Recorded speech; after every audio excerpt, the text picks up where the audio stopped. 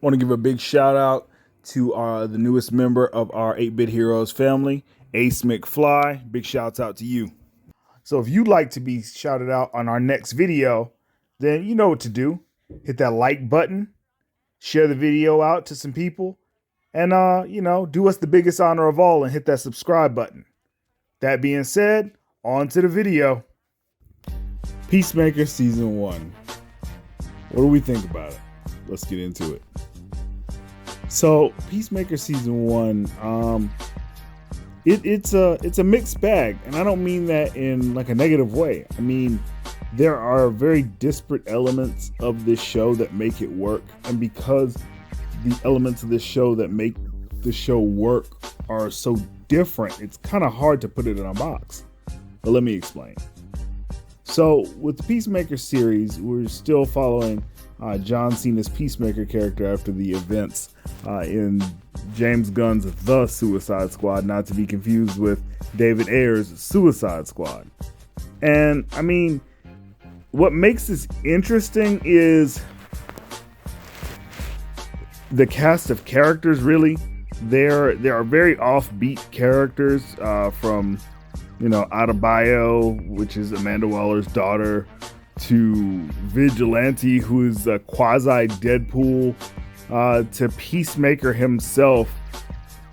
There's a lot of weird things going on. I mean, all the way to Peacemaker's father being a raging white supremacist supervillain named the White Dragon.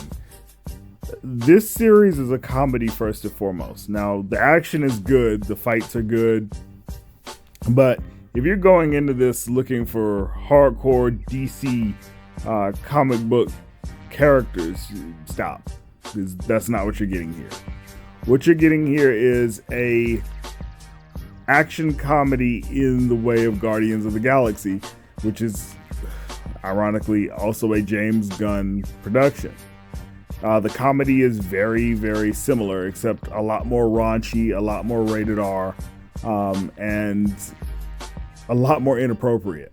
But that's a good thing in the series.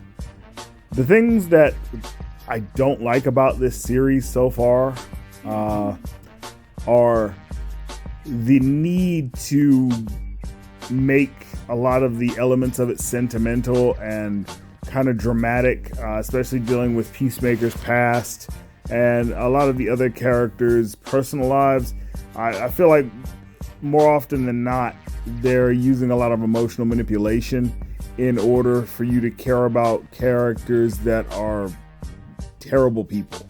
I mean, this show should probably be changed from Peacemaker to government assholes, because that's pretty much every character in this show, with the exception of Myrn.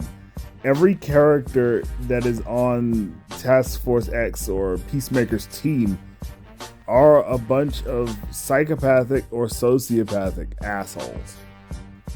And what makes it funny is that the most human character in the series is an alien. So I mean, it's very, I don't know. Like I say, it's fun and I enjoyed it, but it's not a show that I would necessarily recommend unless I know the person's humor, because like I said, this show is very, very inappropriate. Now the performances are great. I can't, even though I was very disappointed with John Cena going into this because of his prostration to a certain East Asian government, he did a good job in this. He really brought the Peacemaker character to life, and it seems like he was having fun with the role. And it looks like everybody's really had fun in the roles that they're in, and you could tell just based on the opening credit sequence, everybody's having a good time.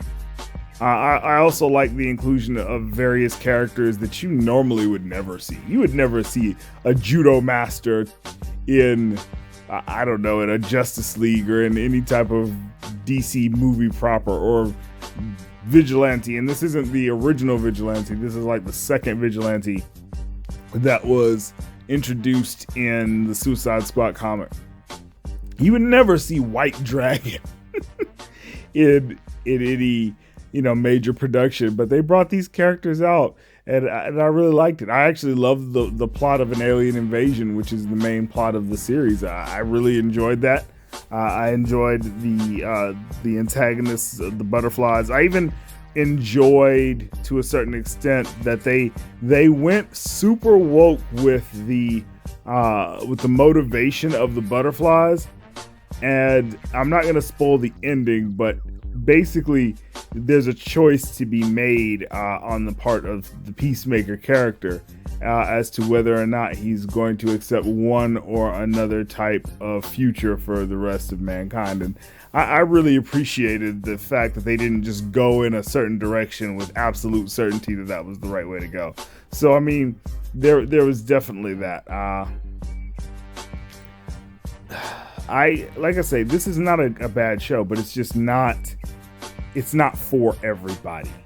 So with that being said, if I had to give it a score, me personally, I'd give it an 8.5 out of 10.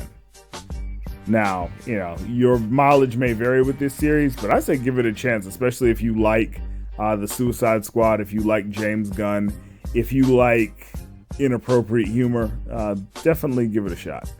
All right, guys, well, that's going to be it for this one. Let us know what your thoughts are in the comments below, and we'll see you on the next one. 8-Bit Heroes out. Peace.